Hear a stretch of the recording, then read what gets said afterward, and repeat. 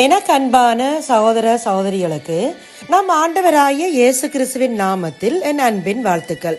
இன்றைய நாள் செய்திக்கான வார்த்தை 1 யோவான் 4:8 தேவன் அன்பாகவே இருக்கிறார். இந்த உலகத்தில் மிகவும் விலையேற பெற்றவைகளில் இலவசமாக பெற்றுக்கொள்ளவும் இலவசமாக கொடுக்கவும் கூடியதான ஒன்று அன்புதான். ஆனால் இந்த அன்பு தணிந்து போகின்ற காலத்தில் நாம் வாழ்ந்து கொண்டு இருக்கிறோம். அன்பு உள்ள இடத்தில் ஆண்டவன் இருக்கிறான் என்றார் மகாத்மா காந்தி அடிகள். வேதாகமம் தேவன் அன்பாகவே இருக்கிறார் என்று கூறுகிறது. தம்முடைய ஒரே பேரான குமாரனாலே நாம் பிழைக்கும்படிக்கு தேவன் அவரை இவ்வுலகத்திலே அனுப்பினதினால் தேவன் நம்மேல் வைத்த அன்பு வெளிப்பட்டது. நாம் தேவனிடத்தில் அன்பு கூர்ந்ததினால் அல்ல, அவர் நம்மிடத்தில் அன்பு கூர்ந்து நம்முடைய பாவங்களை நிவிர்த்தி செய்கிற கிருபாதார பலியாக தம்முடைய குமாரனை அனுப்பினதினாலே அன்பு உண்டாயிருக்கிறது. இயேசு அன்பின் வழியில் வாழ்ந்தவர். தம் சீடர்களையும் அதே நல்வழியில் வாழ பயிற்றுவித்தவர்.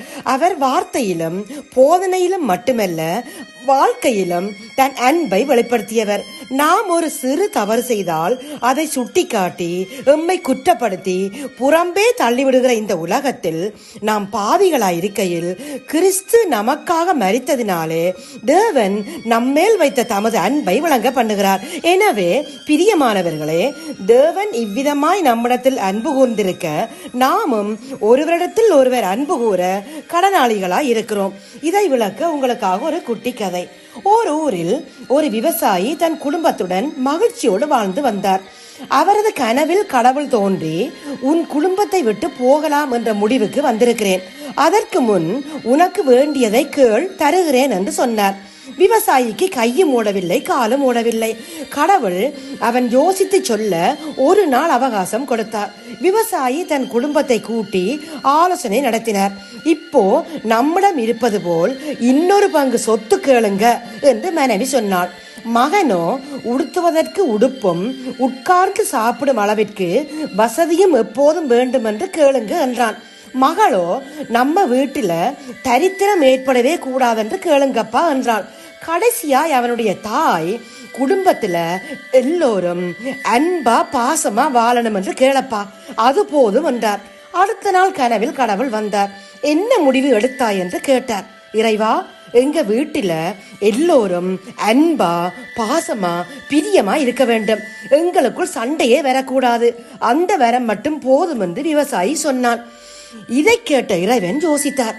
நீ இப்படி கேட்டதால் நானும் என் முடிவை மாற்றிட வேண்டியதுதான் என்றார். அவனுக்கு புரியவில்லை. கடவுள் விளக்கினார். எங்கே அன்பும் பாசமும் இருக்கிறதோ அந்த இடத்தில் தான் நான் இருப்பேன். நீ கேட்ட வரத்தின் மூலமாக உன்னை விட்டு நான் போக முடியாதபடி செய்துவிட்டாய், இனி உன்னுடனே இருப்பேன் என்று சொல்லி இறைவன் மறைந்தார். இதை கேட்டுக்கொண்டிருக்கின்ற எனக்கு அன்பானவர்களே, உன்னிடத்தில் நீ அன்பு ஊறுவது போல பிறனிடத்திலும் அன்பு ஊறுவாயாக என்ற வார்த்தையின்படி இந்த கதையிலே அந்த விவசாயியின் குடும்பம் அன்பாக பாசமாக வாழும் வரத்தை கேட்டபோது அது கடவுளை அவர்களோடு சதா காலமும் கூடவே இருக்கும்படி செய்துவிட்டது. தேவனை ஒருவரும் ஒருபோதும் கண்டதில்லை. நாம் ஒருவரிடத்தில் ஒருவர் அன்பு கூர்ந்தால் தேவன் நமக்குள் நிலைத்திருக்கிறார், அவருடைய அன்பும் நமக்குள் பூரணப்படும்.